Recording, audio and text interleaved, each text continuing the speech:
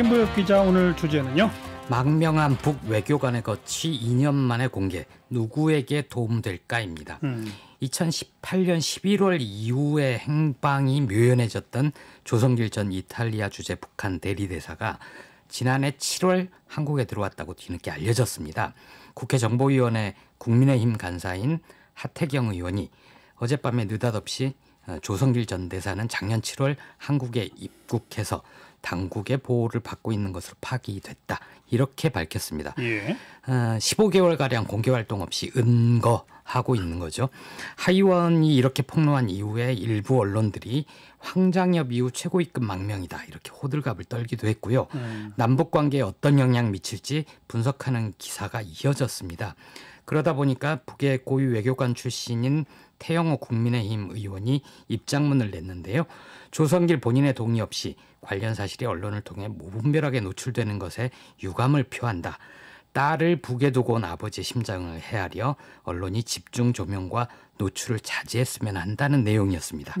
그런데 저는 이 유감 표명의 방향이 잘못된 것 같습니다. 언론이 아니라 같은 단 하태경 의원에게 먼저 물어야 되는 거죠. 네. 우리 정부나 정보당국은 사실 확인했나요? 아니요. 정부는 이 조 전 대리대사의 한국행 여부에 대해서 공식이건 비공식이건 확인을 해주지 않고 있습니다. 왜냐하면 특정 탈북민의 한국 거주 여부를 공개하거나 공식적으로 확인하지 않는 원칙에 따른 겁니다. 그런데 이제 확인은 국회에서 이루어졌습니다. 하태경 의원 말만이었으면 좀 주장일 수도 있겠는데 정보위원장인 더불어민주당의 전해철 의원이 오늘 공식적으로 확인을 했습니다. 전 의원은 일부 취재진과 만나서 7월에 한국에 자진해서 왔다. 그리고 수차례 한국행 의사를 자발적으로 밝혔고 우리가 그 의사를 확인했다, 이렇게 얘기를 했습니다. 조 전 대리대사의 국내 입국이 1년 이상 공개되지 않은 배경에 대해서는 본인이 알려지는 걸 원하지 않았다. 왜냐하면 북한에 있는 가족에 대한 걱정 때문이라고 얘기를 했고요. 북한이 이 사안과 관련해서 우리 정부와 접촉을 했는지 여부에 대해서는 확인해 줄 수 없다고 얘기했습니다. 뭐 아예 안 알려졌으면 모르지만 일단 알려진 이상 이 사람이 누군지, 왜 망명을 결심했는지 이런 배경은 다 궁금할 수밖에 없어요. 망명 이유까지는 그냥 추정으로 얘기가 나오고 있는데 이 누군지는 밝혀져 있습니다. 2018년 11월 10일에 이탈리아 대사관을 부인과 함께 벗어났고요. 그 뒤로부터 행방이 묘연했습니다. 그래서 제3국으로 간 거 아니냐, 이런 관측도 많았는데 우리나라에 있었던 거죠. 그 1등 서기관이라고 합니다. 직급은 이탈리아 정부가 북한이 6차 핵실험을 한 이후에 그 대사를 추방해버렸거든요. 그때 이 조성길 전 대리대사가 대리로 대사를 맡게 된 거죠. 만약에 그 사이에 뭐 참사나 공사가 있었다면 그분들이 했을 수 있지만 그래서 고속 승진했다는 얘기도 있었습니다. 그 아까 태용호 의원 영국 주재 공사를 지냈었잖아요. 그분이 더 상급자였던 거죠, 그러니까? 맞습니다. 태 의원은 2016년 8월 17일이었죠. 박근혜 정부 때 그 통일부 대변인이 공식 기자회견을 통해서 밝혔습니다. 지금까지 탈북한 북한 외교관 중 최고위급이다, 이렇게 얘기를 했었고 태 의원도 왕성하게 공개 활동을 해왔죠. 그리고 태용호 의원의 경우는 탈북 당시부터 바로 공개가 된 거고. 맞습니다. 그런데 이분은 이제 조성길 전 대사는 공개가 되지 않았고요.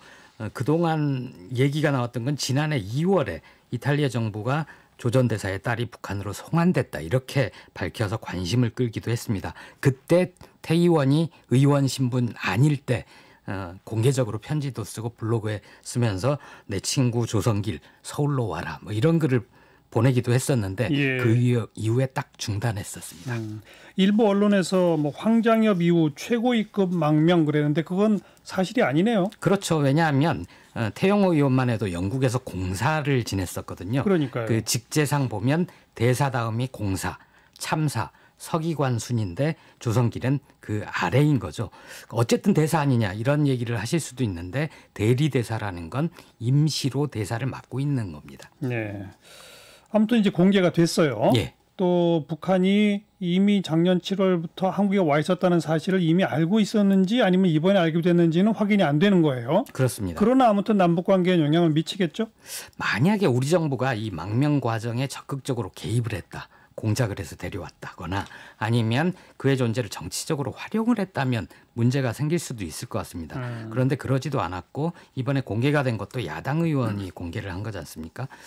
연평도 공무원 피살 사건 계기로 남북 정상 간의 친서가 공개가 됐는데 잠깐만. 네. 아, 그렇죠. 야당 의원이 공개한 거죠. 그렇습니다. 예, 예. 그 외교적 언사를 감안하고 보더라도 두 정상 간의 신뢰가 좀 있고요. 어떻게든 현재의 상황을 좀 타개해보자 그런 의지도 읽히지 않았습니까? 네. 그런 점에서 미뤄볼 때 조선길의 한국행이 공식 확인되더라도 남북 관계에 부정적으로 영향을 끼칠 변수로 작용하지는 않을 것 같습니다. 네. 그리고 또 다른 뉴스입니다만 요미우리 보도로 한국 정부가 미국의 대통령 선거 있기 전에 김여정의 방미 중계를 시도했다. 이런 보도가 있네요. 예, 극우 성향 신문이니까 그런 점은 좀 감안하고 봐야 될 것 같은데요. 미국 대선 전에 트럼프 대통령의 재선에 도움이 될 만한 옥토버 서프라이즈, 10월의 깜놀 정도로 해석할 수 있을 것 같은데요. 예. 있을 것 같다. 그게 뭐냐? 북미 관계의 개선의 신호탄 뭐 이런 얘기가 있지 않았습니까? 그런데 오늘 요미우리 보도를 보면 한국 정부가 정말 발에 땀나게 뛰었다. 이런 내용입니다. 김여정의 방미 중계도 시도를 하고 문재인 대통령이 유엔 총회 연설을 통해서 종전선언을 하는 등 여러 가지 창의적 해법을 제안을 했고 고심을 했고 실제 한국의 외교관들이 미국으로 가서 그런 설득도 하고 꽤 많이 진도를 뺐었다는 거죠. 예. 그런데 트럼프 코로나 확진되면서 폼페이오 장관의 방안도 취소가 됐고요. 결국 다 물 건너가 버렸는데요. 폼페이오 장관이 일본까지는 왔잖아요. 그래서 중국 봉쇄하는 나라들, 일본, 호주, 인도 이 쿼드 정례와 논의는 했었죠. 그래서 그런 걸로 볼 때 꼭 코로나 때문이 아니더라도 네. 이 북미 관계 개선보다는 중국 봉쇄에 정책적 선호도가 있었지 않았나 싶습니다. 네. 여기까지 뉴스 사이다였고요.